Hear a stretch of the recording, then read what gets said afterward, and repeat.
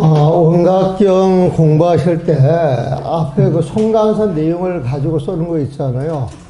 그걸 한번 쫙 읽으시면서 12보살 한번 연상을 하시고, 12보살 연상을 하시고, 그 다음에 이 차례 이렇게 들어갈 때 이 도비라, 이거 도비라라 그래요. 이렇게 도비라라 그래가지고, 앞에 이런 표시 나올 때 보게 되면은, 그 내용에 중점 내는 내용을 이렇게 딱 요약을 해서 내가 써놨어요, 보면. 그래서, 여기에서 말하고 싶은 말은 핵심이 이거구나, 그렇게 하시면 되고. 그러시면서, 각 보살들 이름하고 이렇게 연계를 해서 이 경을 풀어나가거든요, 보면은. 그래서 맨 앞에 문수장 그러면 문수라고 하는 이름을 풀이해가지고 그 내용을 설명을 해요. 그게 스토리텔링이다. 스토리텔링 보면은. 그래서 이제 그거를 읽게 되면 문수보살이 이런 것이고 이 장에서는 뭘 말하는 것이구나. 그러면 그 배울 장을 3번을 점검하시는 거야. 3번을 보면. 그렇게 이제 점검을 하시고 이제 봐나가는데, 여러분들은 집에서, 원문 밑에 이렇게 해설해 놓은 거 있잖아요. 그게 하모심 해설이거든요. 그걸 꼼꼼히 읽어보시면 좋아요. 읽어보시면 도움이 되는데, 이제 그런 내용을 가지고 있잖아요. 이제 그 평이한 말로 이제 여러분들한테 이제 설명을 하는 거예요, 보면은. 그래서 그렇게 보시면 되고, 우리가 원각경 서문 보게 되면은, 원각경 해서 그래가지고, 원각경 해설문이면 원각경을 하모스님이 풀이를 했는데, 그 풀이에 대해서 하모스님이 소문을 써놓은 거예요, 보면. 응?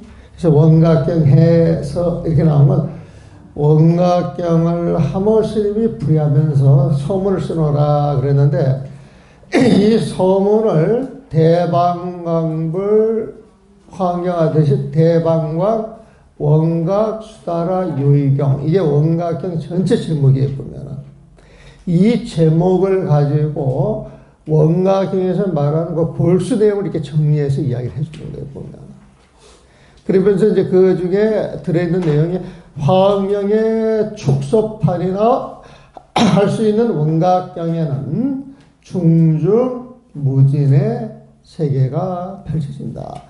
이 원각경 내용은 원문만 모아놓으면 그렇게 원문 내용이 많지가 않아요, 사실은.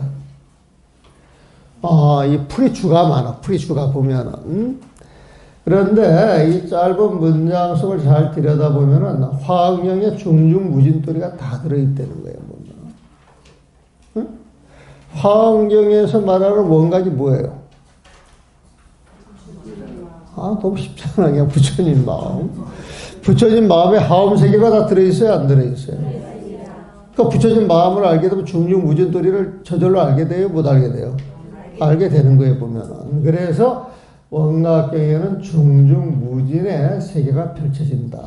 한모스님은 이 서에서, 이 서문에서 대방광 원각 수다라 요의경이라고 하는 경 제목을 상세하게 풀이해 놓음으로써 원각경의 대의를 드러내고자 하였다. 그러니까 대방광 원각 수다라 요의경, 대방광불 항해하죠. 거기에서 말하는 대방광이나 이 원각경에서 말하는 대방광 그 내용은 똑같은 것이다. 그렇게 생각하시면 됩니다. 그러면 내가 여러분들한테 말씀드리길 대자가 나오면 무조건 부처님 마음이라 그랬어요. 그 부처님 마음을 밖으로 이렇게 드러난 모습으로 살아가는 분이 누구? 부처님이에요, 보면. 그 반듯한 부처님의 모습을 방자라고 해요. 반듯한 방자 보면. 그래서 부처님 마음을 지니고 부처님 모습을 드러내서 빛이 날 거 아니에요, 보면. 황금빛이 난단 말이에요, 보면. 그러면 그 빛으로 가는 곳마다 인연에 따라서 방황을 하게 되면 사람들이 반하겠어, 안 반하겠어? 가르치면 따르겠어, 안 따르겠어? 예? 그게 광이에요. 광이라고 하면 넓을 광자잖아요. 널리 많은 중생을 맞이, 그 인연이 주어지는 대로 제도를 한다. 이 소리에 보면은. 그래서 원각경 풀이 그 서문의 요지는 바로 이런 내용이다. 그러면 이제 이 서문을 다 봤어. 여러분들 이거 잘 이해를 하고 슬슬 읽어보면 그냥 슬슬 풀려요, 보면은.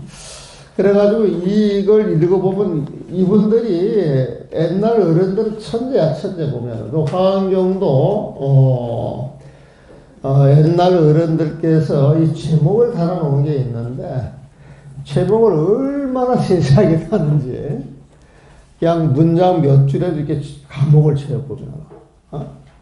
그래가지고 이렇게 보면 원문보다 감옥이 더 많은 것 같아요, 보면. 그러니까 그 감옥을 많이 친다는 것은 꼬리에 꼬리를 물고 나가가지고 계속 설명을 해주는 거거든요, 보면. 그래서 이 대방광, 원가, 수다라, 요의경, 그러면 지금 말씀드렸듯이 대는 부처님 마음이요, 방은 부처님 모습이요, 광은 부처님의 모습으로 중생을 제도하는 모습이다. 그러면 그게 이해가 됐죠? 그게 어디에서 나오느냐? 원각, 오롯하게 깨달음. 부처님 마음 속에서 나오는 것이다. 이걸 가르치는 것이 부처님 경전이에요. 그게 수다라야, 수다라. 그러니까 대방광, 원각, 수다라. 요의경 할 때 요의는 뭐냐? 부처님 마음의 근본 이치를 잘 알게 해주는 가르침대예요. 그래서 요의경은 근본 이치를 딱 알게 해주는 경전이다. 이게 원각경에 대한 설명이다, 이 소리에 보면. 그러면서 이제 12보살이 등장을 해가지고, 처음에 문수보살장 그러죠. 그럼 여러분들이, 문수보살장을 보시려고 그러면, 59페이지를 보시면 돼. 59페이지. 57페이지 넘어서 경우 문수보살장 해가지고 큰 원을 그려놨죠. 내가 이 책을 만들 때 디자인비를 아끼고, 돈이 없으니까 이제 통일성을 기하려고 원상으로 이렇게 디자인을 했어요. 이 원상이 제 디자인이에요, 제 디자인. 근데 이 원상을 처음에 돈 주고 디자인을 해왔는데 막 흉측하게 해왔어. 그 원자를 계란 모양처럼 이렇게 그려가지고 해왔다고. 그래서 그건 아니다 싶어서 이 원자는 이걸로 하세요. 그래가지고 책이 나왔을 때 아마 종경로 그 명추회의할 때 이 원상을 썼었고, 그때 이제 원상 아주 엉터리를 만들었지. 그 첫 번째 만들었던 원상 자료가 나한테 있어요, 보면은. 두 번째 그 도소라고 하는 책을 번역할 때도 그 원상을 집어넣고, 그 다음에 원각경 처음이구나. 원각경 번역할 때 집어넣고, 그 다음에 도소할 때도 원상을 집어넣고, 그 다음에 이제 도서 끝나고 나서 선묘할 때도 원상을 집어넣고, 그 다음에 저기 대수령 서장할 때도 원상을 집어넣으려고 그랬는데, 이 편집하는 사람들이 신경질을 해. 책이라고 하는 것은, 그 내용을 품은 것을 디자인으로 이렇게 드러내는 것인데, 근데 나는 모든 게 부처님 마음과 부처님 지혜를 표현하는 거기 때문에 원상은 다 통한다고 생각을 하거든, 보면은. 그런데 막 구박을 해요, 구박을 보면은. 근데 내가 좀 남의 말을 잘 들어요, 보면은. 그래서, 그러면은 그냥 해, 그래가지고, 그 다음에 아마 그 변화가 왔던 게, 대해스님 서장도 원상을 하고 나서 이때 영꽃 법화경을 할 때, 여러분들 그 비자 카드 있죠, 비자 카드.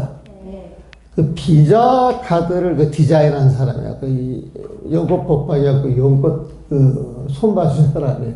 지금 이번에 그 법화경 나올 때도 그 영꽃이 있잖아요.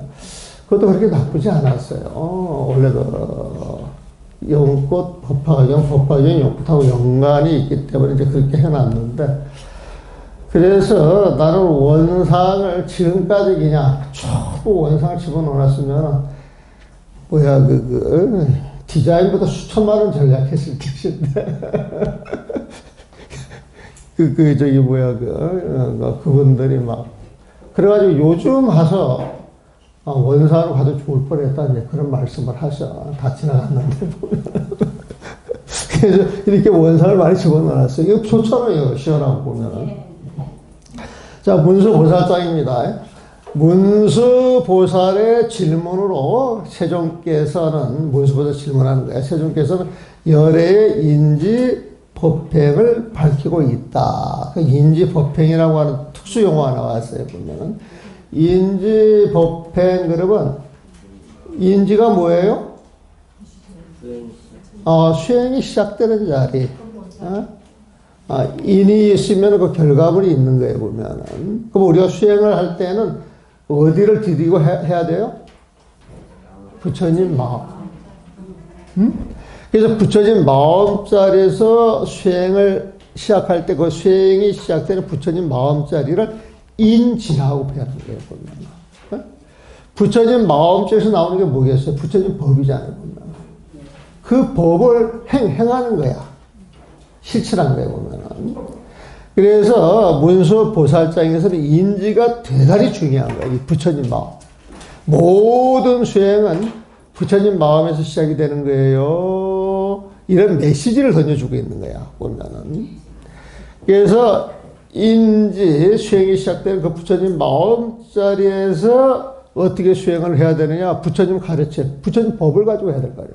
그 부처님 법이라고 부처님 마음에서 나왔잖아요, 보면. 그래서 인지 그 자리에서 나오는 법, 부처님의 그 가르침을 통해서 수행을 해야 돼요, 보면. 그게 행이야. 행이야, 보면. 그 수행, 그러면 보살행이 전부 수행이죠. 그러니까 이제 화엄경에서 보살행 이야기 하는데, 보살행이라고 하는 건 보살의 수행을 말하는 거예요. 그걸 줄여서 말하는 거예요. 근데 보살행 그러면은 화엄경에서 보살행을 엄청 많이 이야기하고 강조해 보면. 그래서 보살행 그러면은 보현보살의 보살행, 이게 막 상식으로 통하도록 이야기를 하는데, 그냥 보살행 이 말은 보살의 수행이다, 이렇게 정리를 하시면 돼요, 보면. 그러니까 보살은 뭘 해야 돼요? 보살은 뭘 해야 돼요? 보살행을 해야 되는 거야. 그럼 보살행은 어디에서 시작이 돼요? 그러니까 부처님 마음을 쓰는 사람들이 신경을 내야 되겠어요, 안 되겠어요? 시비해야 되겠어요, 안 되겠어요?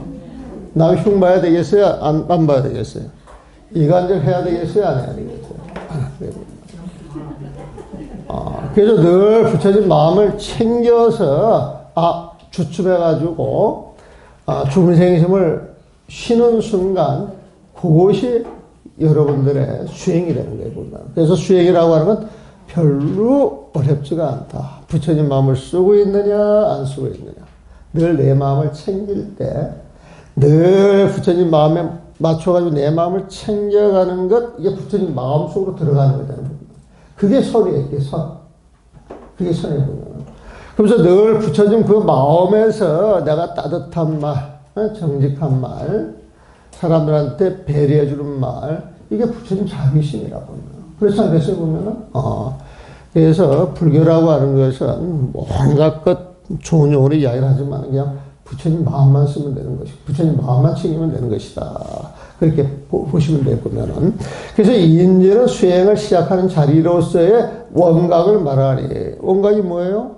부처님 마음자리, 원각을 말하니, 올바른 수행은 청정한 원각에서, 부처님 마음 청정하니까, 청정한 원각에서 일체가 모든 것이 일어나야 한다는 것이다. 일체가 일어나야 한다는 것, 이게 법이지. 그게 실현되는 게 행위지. 인지 법행이다, 이 소리입니다. 그래서 문수보살의 지혜가 아니면, 이 도리를 알 수 없는 것이다. 문수보살 정도의 지혜가 있으니까 그 자리를 쫙 보고, 부처님한테 질문해가지고, 여러분들이 그 마음자리를 알게 해주는 것이다. 이게 이제 문수보살장의 핵심이었어요, 보면은. 그 다음에 이제 그걸 알아서 이제 수행을 해야 되는데, 보살행을 실천해야 되는데, 보살행, 그러면은 그 보살의 대표자가 누구? 그래서 이제 보현보살장이 나오는 거예요, 2장에. 그러면 이제 보현 보살장을 93페이지네요. 나는 여기에도 그 번호를 다 넣어줬으면 좋겠더라고.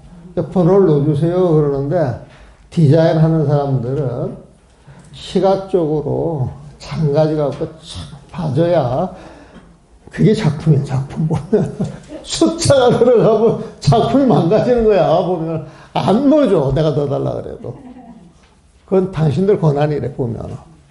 그래서 이런 일을 하는 사람들을 내 마음대로 이렇게 해주세요 할 수가 있어요. 그분들 눈치를 봐야 돼요. 내가 눈치 보고 살아.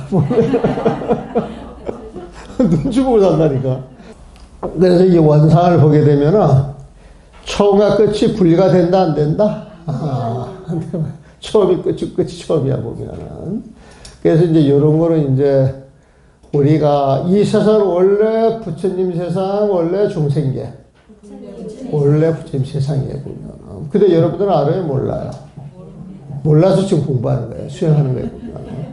그러니까 수행해가지고 그걸 딱 알았다 그러면 이 중생계가 모르면은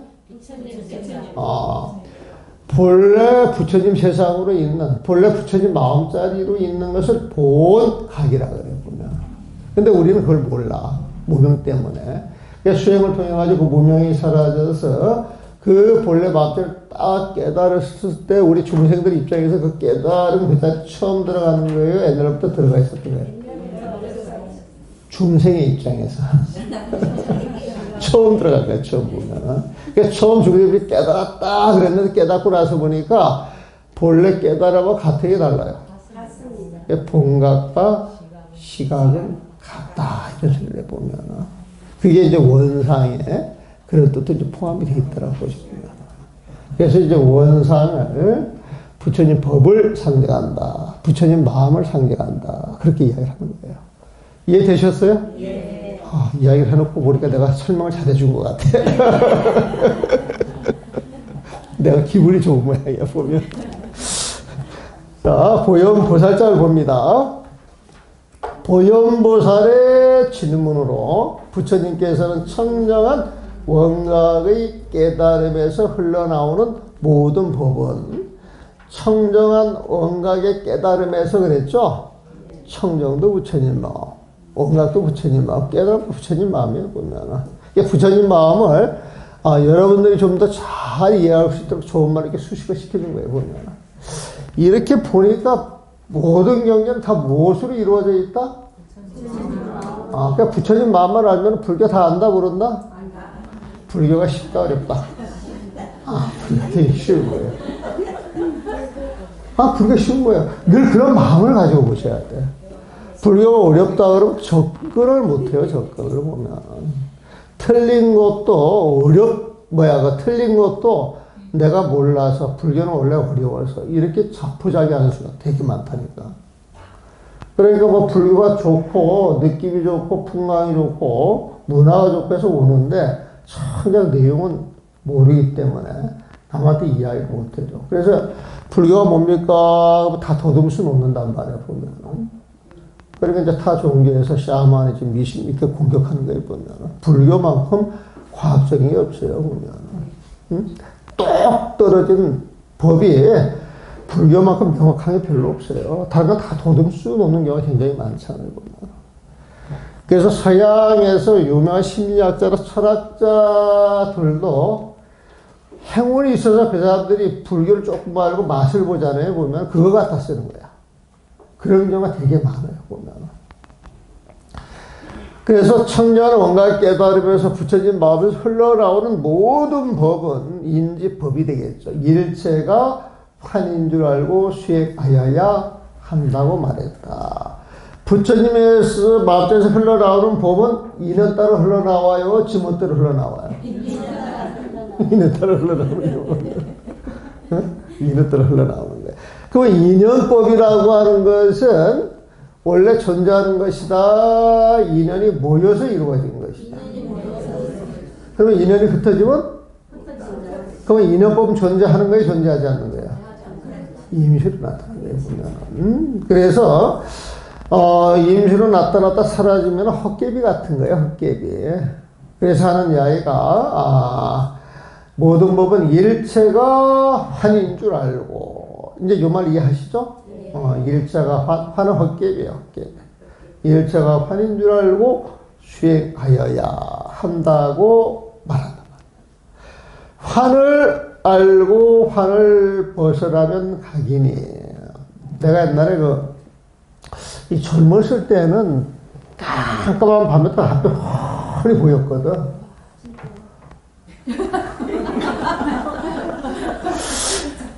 진짜인 것 같아요. 그래가지고, 100년 안에서 아비라 기도를 1년에 4번을 하는데, 4번을 하면은 스님들이 휴식이야, 휴식. 그럼 신도들이 전부 와서 청소하고 밥하고 불인들끼리 어울려가지고 기도 준비를 합니다, 보면. 그래서 와가지고 갈 때까지 스님 할 일이 하나도 없어. 애벌도 본인들이 다 알아서 아무것도 안 했으니까 보면. 맨 마지막에 아마 우리가 저거 할 때 전경이라 그래가지고 그 마지막에 한번 읽어주는 걸 막 회양하고 그러는데 그 전경이라고 하는 게 처음에 나도 그 귀신 다스리는 거 주문인 줄 알았어. 이게 보면은. 근데 정경이라고 하는 그 내용을 알고 보니까 다른 말이 아니고 경전을 독경한다 뜻이야. 그 옛날에 경이라고 하는 이게 책으로 만들어진 게 아니라 천에다 써놔요, 두루마기로. 그래서 그걸 돌돌돌돌 말아. 돌돌돌 말아가지고 그 경을 읽으려고 그러면 그 말링을 이렇게 펴가면서 읽어야 되거든. 그래서 전경이라고 하는 말은 경을 읽는다 소리야, 보면. 그 백렬암 같은 경우에는 제가 청자가 들어도 망자가 들어도 하나는 묶고 그래가지고 반야심경 3번 읽어주고 강명전을 108번 해주는 걸로 끝나요, 보면. 빠르면 30분이면 끝나. 빠르면 30분이 끝나, 보면.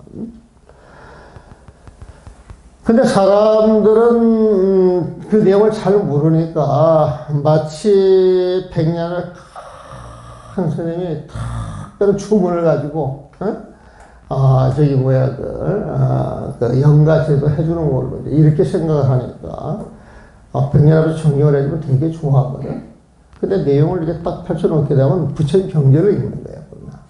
그래서 부처님 경전 가운데 액기서 반야심경을 읽어줄 뿐이야. 그리고 광명진언할 때 이게 비로자로 진언이거든. 빛이야, 빛 보면. 빛으로 세상을 밝히는 거야. 영가를 밝히는 거야, 보면. 영가가 뭐야? 강영, 이런 이치를 깨달은 영이 그 빛을 타고 반야 용서를 타고 극락하는 것이거든. 그래서 우리가 이 영가 같은 걸 이렇게 봤을 때 나는 장엄하게 꿈이라 그래요. 장엄하게 보면. 우중충하게 꾸미지 말고. 경을 읽고 극락세계 이야기하는 거 보면 우중충해요? 찬란해요? 찬란하잖아요, 보면. 극락보라를 확 한다고 보내야지, 칙칙하게 해가지고 보낼 이유가 하나도 없거든, 보면. 그래서 그 전경 이 말은 경전을 읽는 것이고 여러분들 49제 지낼 때 49제 의식도 전부 경전을 읽는 거예요. 그래서 그 남방 같은 데에서는 그 영가천도 한다고 막 어둡게 안 하고 그냥 청정 수행자들이 경을 한 번 읽어주면 돼서 2번 읽어주면 해서 끝나는 거예요. 대화적도 역시 마찬가지고. 그런데 이제 그런 사실을 이제 모르니까 자꾸 그 어두운 생각들하고 이렇게 엮어서 거기에 매여가지고 이제 그러다 보니까 어리석잖아, 보면. 어리석으니까 그걸 가지고 장난치는 사람들이 있어요, 없어요? 많잖아요, 보면. 응? 길 지나갔다가 그냥 불길한 말 한마디 툭 던지면 마음에 턱 걸려야 안 걸려요? 응. 그래가지고 내가 차라리 그 절에도 이상한 사람이 하나 들어와가지고 아주 공부 잘하는 스님은 완전히 그 망치는 경우도 있어요, 보면. 원래 그 스님이 정진도 잘하고 도인이라고 소문을 났는데 보살하러 잘못 만나서 그 보살이 그 밑에서 마구니 짓 하니까 정목신도들이 다 떨어지기 시작하래. 그래도 그 스님은 그 보살이 좋다 그러더라고. 어? 그 보살이 좋다 그러더라고.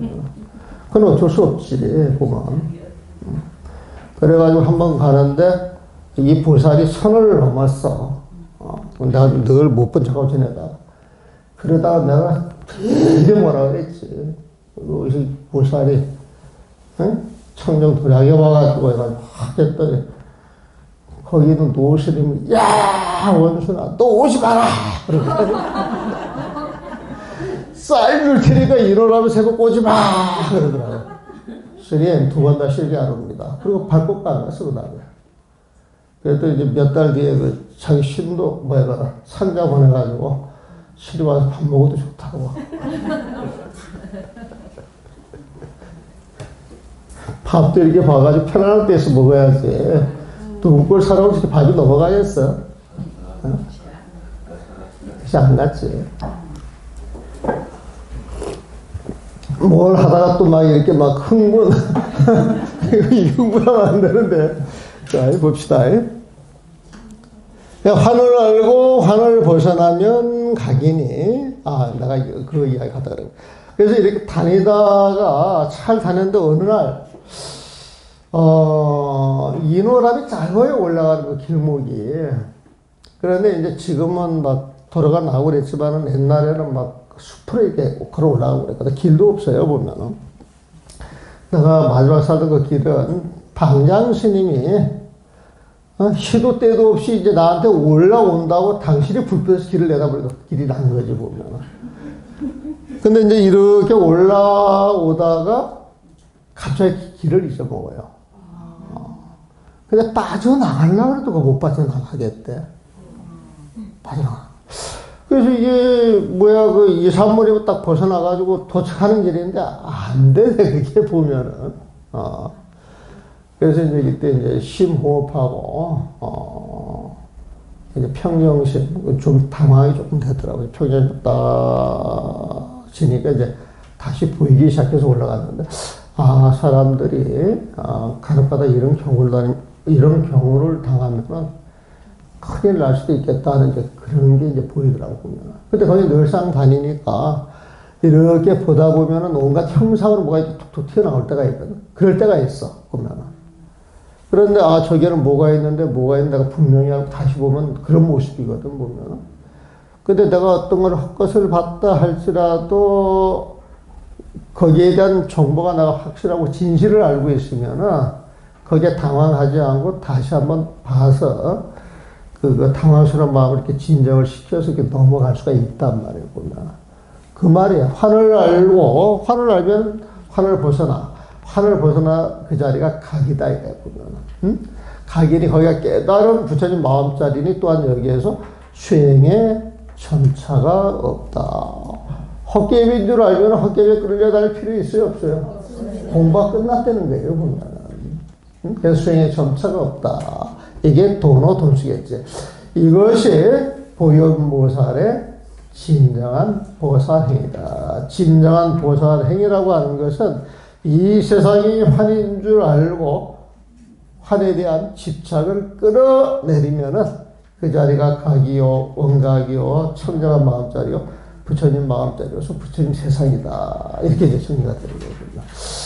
그러면서 오늘은 보안보살장입니다. 이 보안보살장은 송강사 같은 데서는 사죽구제 지낼 때 이 보안보살장을 독경해 줍니다. 건강형을 독경하기도 하고 보안장을 독성하기도 하는데 엔간하면 이제 보안장을 독성을 많이 하고 제주들이 이제 금강경에 이거이저 있어가지고 오는 사람들이 있잖아요. 그런 사람들이 이제 부탁을 할 때 이제 금강경을 이제 독경을 해주고 되거든요. 그래서 아주 큰 제가 돼가지고 스님들한테 이제 공양물을 올리고 좀 제를 옅옅하게 지내고 싶다 그러면 선방에 앉아있는 스님들 이제 모셔와서 경을 독송하기를 부탁합니다. 그래서 선방에 앉아있는 스님들이 한 번씩 내려와가지고 경을 독송한다 그러면은 그런 청이 들어오면 그건 굉장히 큰 죄라고 생각하는 거구나. 그러면 그걸 경을 한번 읽게 되면은 이제 그 스님들 공양금을 줘. 10만원씩 5만원씩 공양금을 이렇게 주더라고. 그 처음에 그거 몰랐는데, 이제 절에 오래 있다 보니까, 그게 이제 제에 참석한 사람들한테 올리는 그 공양금을 이제 배분해서 서로 평등공양을 올리더라고요. 그래서 이 보안보살장은, 49제 지낼 때, 읽는 도량이 많다. 그래서 한글 법보 연불집에도 이 보안보살장을 번역을 해서 올려놨어요, 보면. 그리고 송강사에서 쓰는 것은 법정스님이 번역한 그걸 쓰게 되고, 그러니까 여기저기 이제 번역을 해가지고 쓰는 그 보안보살장이 많은데, 이 책이 나오고 나서 이 책을 갖다가 보안보살장을 만들어서 쓰는 절도 상당히 많습니다, 보면. 그래서 요거는 불자들한테 많이 보편화되어 있는 경전이에요, 보면.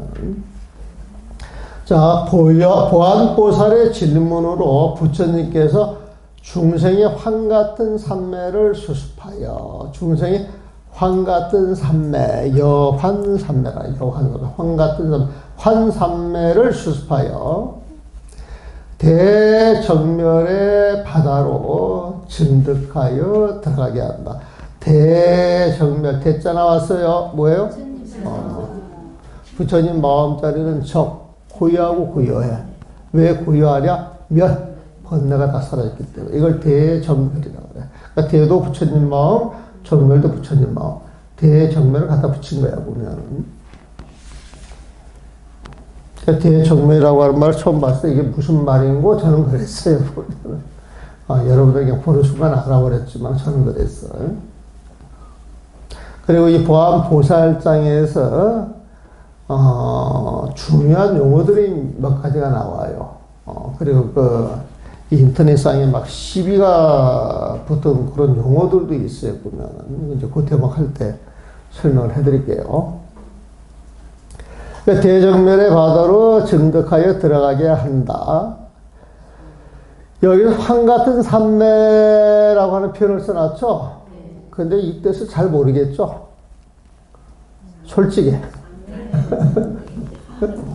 삼매가 뭐예요? 그냥 삼매는 선정이라고 보시면 돼요. 선정, 삼매, 선정, 삼매 하죠? 삼매는 저기 뭐야, 범어를 그대로 음사에서 싸바내가지고 이 음사에서 글을 써놓은 것이고, 선정이라고 하는 것은 뜻을 좀 이렇게 가지고 번역을 해놨다고 보시면 돼요, 보면. 그러니까 선정이나 삼매, 이것은 부처님 마음을 이야기해 보면. 근데 헛개유 같은 부처님 마음이다. 그러면 이게 진짜 백이에요, 가짜 백이에요? 가짜 백이에요, 보면. 여러분들이 지금 부처님 마음을 늘 써야 된다고 생각을 하세요, 안 하세요? 하죠, 보면은. 근데 부처님 마음을 써보면 그 마음대로 써져요. 썼다 말았다, 썼다 말았다 그래요. 그러니까 여러분들이 쓰는 부처님 마음은 진짜다, 가짜다? 가짜야, 가짜. 가짜지만은 안 쓰는 것보다 훨씬 나아요, 안 나아요? 그런 마음을 써가지고 진짜 베개로 가는 거거든. 그래서 우리 수행이라고 하는 것은 부처님 눈으로 보면 필요가 있어요, 없어요? 부처님의 눈으로 보면은, 이 세상에서 수행이 필요 있겠어요, 없겠어요? 부처님 눈으로 보면 없죠, 보면. 근데 중생의 눈으로 보면 있겠어요, 없겠어요? 중생의 그 부처님 마음을 이렇게 닮아갈 때, 그건 진짜 백이, 가짜 백이? 가짜 백이란 말이에요, 보면. 가짜 백이 헛개비, 헛개비 보면. 그래서 환삼매, 여환삼매, 헛개비 같은 삼매, 헛개비 같은 부처님 마음 이렇게 생각하시면 되고요. 그래서 사실은 부처님 세상을 벗어난 모든 인연, 드러나는 모든 것은 헛개비라고 생각을 하셔야 돼요. 그러니까 여러분들 수행도 헛개비 같은 수행이야. 부처님 봤을 때는. 그런데 이 헛개비 수준이 있어. 우리가 이 중생 그럴 때 중생은 보살이 있고 성문이 있고, 그 다음에 이제 본부가 있고, 외도들이 있는데, 이분들이 갖고 있는 정신세계가 다 같겠어요? 다르겠어요? 다르단 말이에요, 보면. 다르단 말이에요, 보면.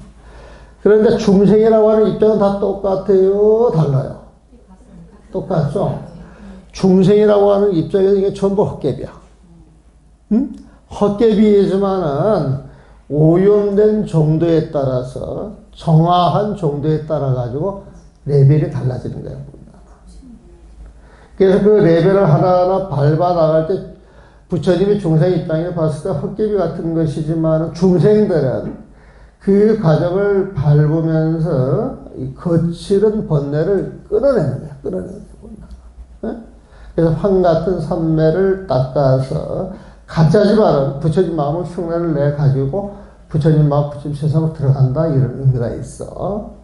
그래서 일체가 환인 줄 알면 중생계죠. 청정한 원각의 깨달음이 나타나서 4대 육군, 육진, 육식 및 시방세계 일체 모두가 청정해져 중생이 본래 성불에 있음을 알게 된다. 즉 여러분들이 환인 줄 알고 환을 다 떨치면 그 자리에 청정한 원각의 깨달음 부처님 마음이 떡 드러났는데 부처님 마음 그걸 내가 딱 지니고 있을 때는 이 4대가 정화가 되는 거예요. 육직영계가 정화가 되는 거예요. 시방세계, 삼라만세계 다 정화가 되는 거예요. 다 정화가 됐으면 청정해졌다, 청정해지지 않았다? 청정해졌다. 그래서 보안 보살장은 그 마음 자체 하나가 100% 청정해지기 시작하면 모든 게 청정해진다. 이런 논리를 쭉 펼쳐나가는 거예요. 그래서 그 순서는 차근차근 따라가면 돼요. 차근차근 보면. 그러면 4대, 육군, 육진, 육진 앞서 12처, 18개, 예? 그 다음에 삼납만상까지 뻗어나가는 거예요, 보면은. 그러면서 중생들이 몸담고 있는 세계를 의보라고 하는 표현이 있어요. 그 표현이 있어서 내가 설명을 드리는 건데, 의보 종보라고 하는 말이 있는데, 의보라고 하는 건 중생들이 의지하고 사는 중생계를 이야기해. 종보라고 하는 것은 중생들 자기 업으로 중생 몸을 받은 걸 이야기해요. 오늘 너무 고급진 이야기를 많이 했나? 너무 많이 하면 골치가 아프니까 한 5분 쉬었다 갑시다. 네.